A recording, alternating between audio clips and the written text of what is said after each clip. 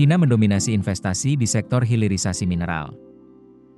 Wakil Menteri Investasi dan Hilirisasi Wakil Kepala Badan Koordinasi Penanaman Modal Todotua Pasaribu mengatakan, investasi Cina telah menjadi pendorong utama hilirisasi, apalagi sejak pemerintah menerapkan larangan ekspor bahan mineral mentah. Menurutnya, investasi Cina telah membantu transisi menuju industri hilir di Indonesia. Kebijakan larangan ekspor bahan mineral mentah juga semakin mempercepat pertumbuhan di sektor ini.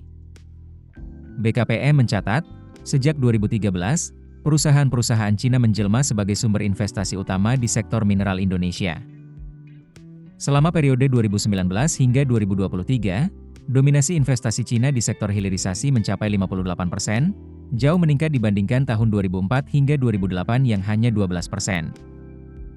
Secara akumulasi, Cina telah menanamkan modal sebesar 48,285 miliar US dollar di sektor mineral Indonesia sepanjang 2004 hingga 2023. Angka ini menjadikan Indonesia sebagai destinasi investasi terbesar bagi perusahaan mineral Cina di kawasan Asia.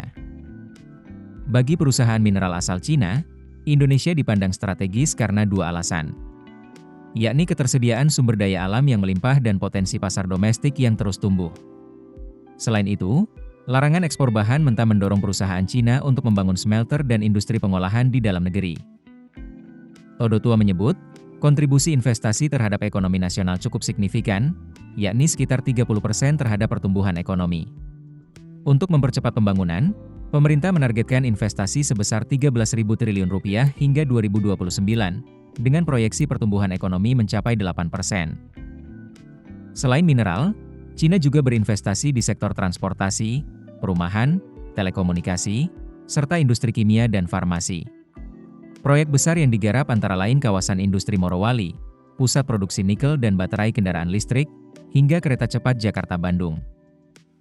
Pemerintah, lanjutnya, berkomitmen memperbaiki ekosistem investasi melalui regulasi yang lebih baik, pelayanan yang efisien, serta kerjasama internasional yang lebih kuat.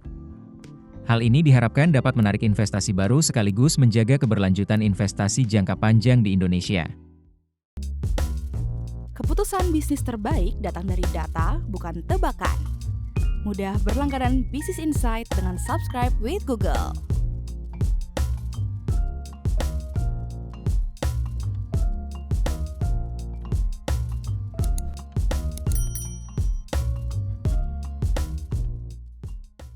Download aplikasi Kontan sekarang di App Store atau Play Store.